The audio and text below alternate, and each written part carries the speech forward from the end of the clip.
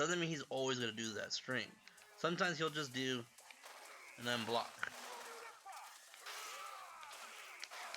and then you'll take a big string, big damage, like that.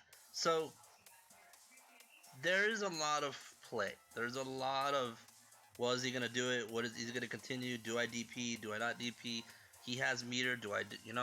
There's a lot of questions that come up when it comes to dealing with these kind of strings. Okay, there's not a simple yes or no. There's not a simple formula to understand these things. You either know, hey, like, what are the tendencies of this player? Is he gonna do it? Then I'm gonna DP. Do I think he's gonna? Does he have meter, or does he not have meter? Then I can do this without worrying. I can just be pressure, pressure, pressure, because there's nothing he can do about it. He has to block all these things. Same thing goes for the throw mix-up. Remember the jab into throw mix-up? I can get DP'd off of that. And all it takes is that one block to trigger it. Okay? And this is the truest thing with it. Like, I try middle punch and I can get DP'd. If I try, if I try another string, no, it doesn't work. But if I do a true block string, then I can. And he can't do anything about it. He can't mash between that. Okay? So there is big reasons there is a big punish to this, but you have to be very, very, very careful. Okay? So keep that in mind whenever you're fighting someone with an uppercut. Now, it is very character specific. Ken has a DP. Bison doesn't have a DP. So who has the ability to interrupt? Right? But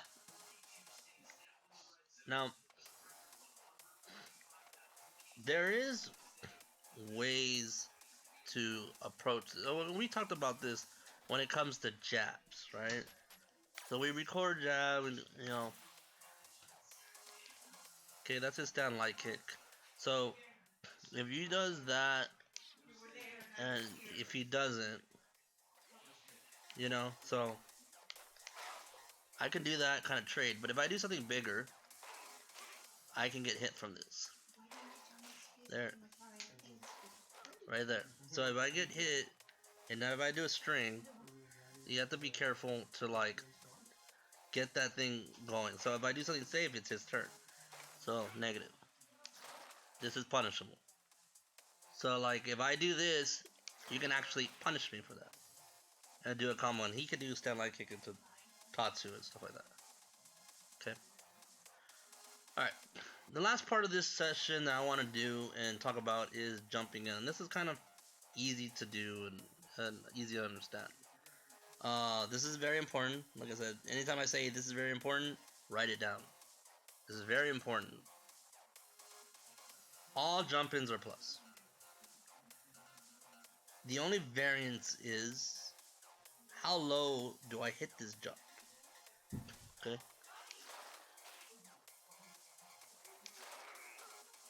+7, right? But if I get it lower, it's +10. You can barely see it. You can't. It's hard to see, but it's barely shown.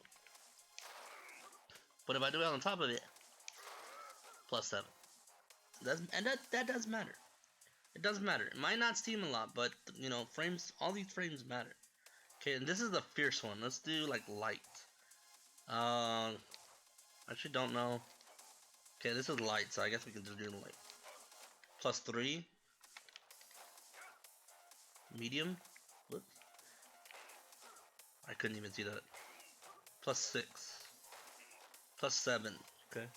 So the lower I hit this move, the more frame advantage I get. Very minimal, but it's still enough to understand. Some jump-ins matter. Some jump-ins you should never be doing. Obviously, like jump light punch, you should not be doing jump light punch as a jump-in. Even though it's plus, you don't want to be doing that. Jump medium as well, you don't want to be doing that as a jump-in. Your main jump-ins, at least for Bison players, is Pierce, sometimes a roundhouse, And that one, what is that one? I can't tell. I think it's plus 10. And medium kick. And medium kick is your cross up. Okay. So, and cross up doesn't matter. Like I could do normal. That's the same frame advantage. The reason why this is important is because this is why jump ins are so strong in this game. You do frame advantage. You do jump ins. You get big time frame advantage. You get big time ability to continue your string. So now, remember what we talked about with strings, right? Let's go back and record a DP. If I can record a DP. Let's give it a sec. This is why I'm Chun. This is why I use Chun. This is exactly why I use Chun. I'm not good at these.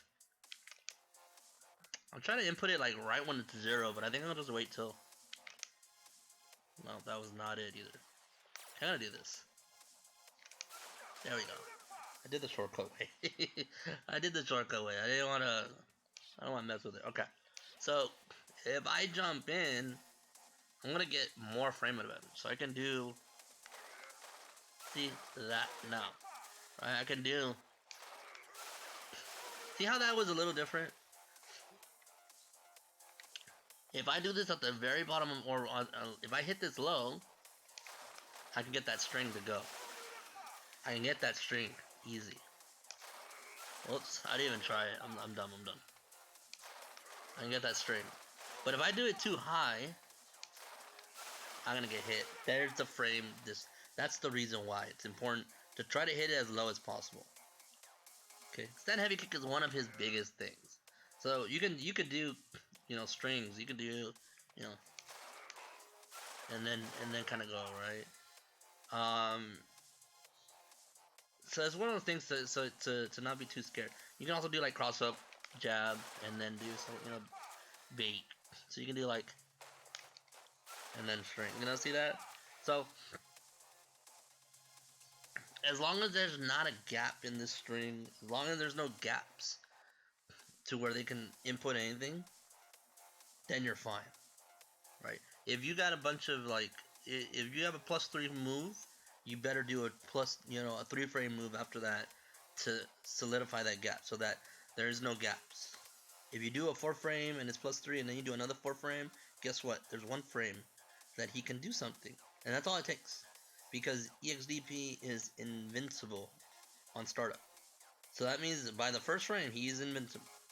And that's why meaties don't work against the uppercuts, a wake-up uppercut. Wake-up EX Shoryuken, right? Because they're invincible on startup. So make sure those strings are nice and tight.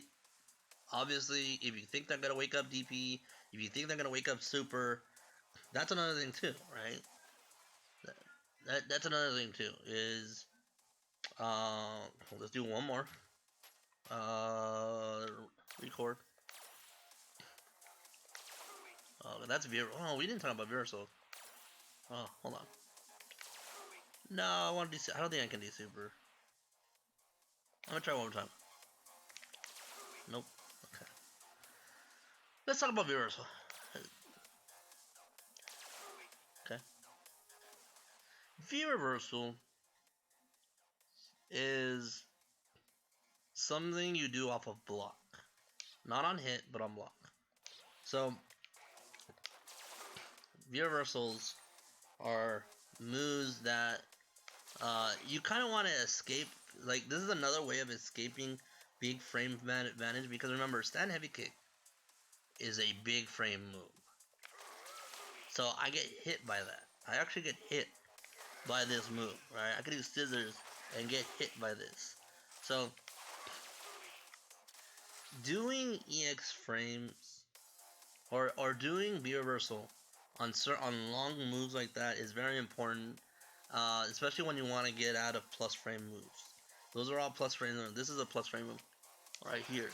So you want to do that V reversal to get them out. You need V trigger meter, which is just a bar. You don't need. There's some characters have 2 bars, some characters have 3, or V triggers have 2 or 3, and you need at least 1 bar to apply V trigger.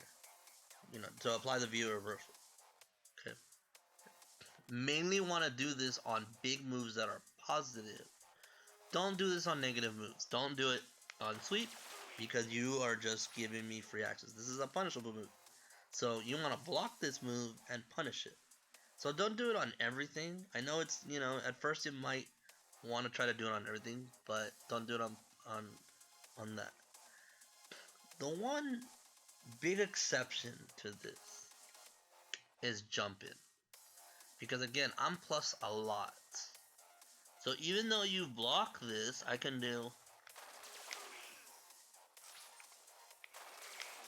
throw you. Okay?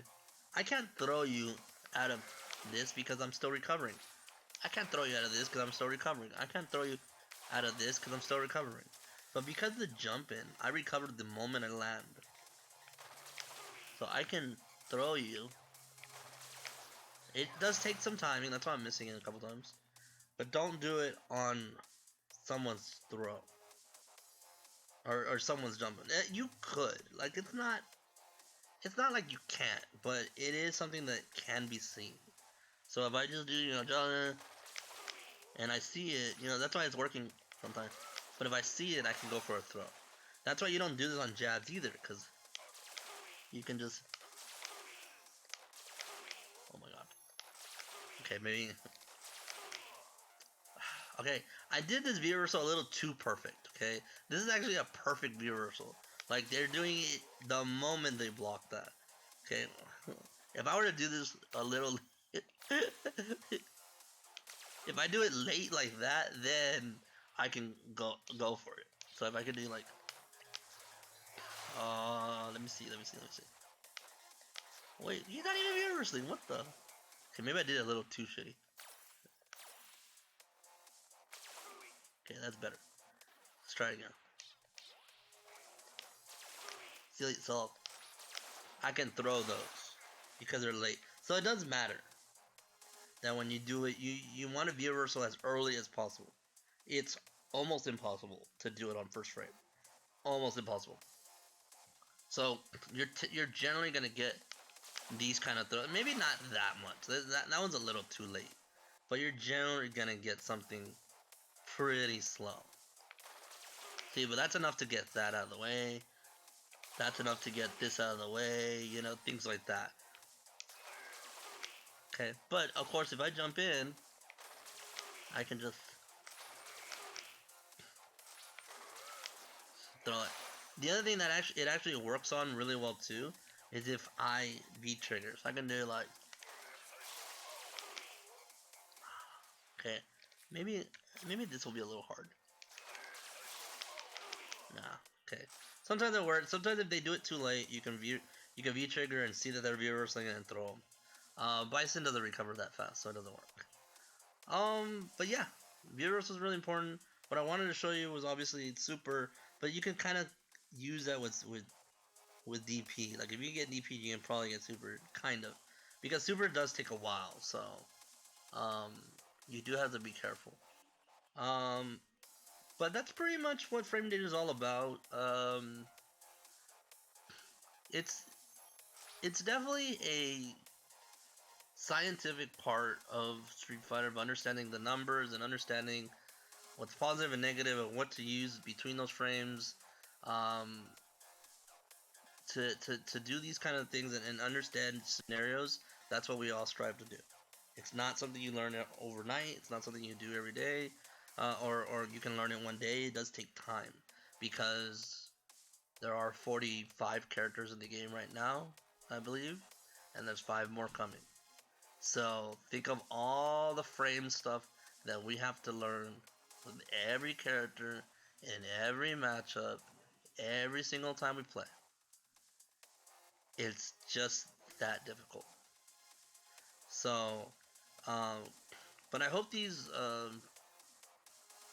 pointers help you out. It's not, something that um, it's not something even like I've mastered. It's hard to master frame data, but having the knowledge to understand, hey, this is negative, hey, this is punishable, when should I press a button, when should I not press a button, those questions and answering those questions will definitely get you in the right sense of in the right direction and how to be a better player. Um, but yeah, thank you guys for watching this. If you have questions, again, feel free to reach me anywhere, especially in the comment section below when I do upload this. I do read them, so I will answer as many as I can whenever I can see it. Um, if you want to, and I'll post this link in the description. But like I said, I do this training for a side job. So if you do want to be trained by me or want a lesson, you can go into gamesense.com/esports Street Fighter Bullet Legs. I know it's long, so I will post it.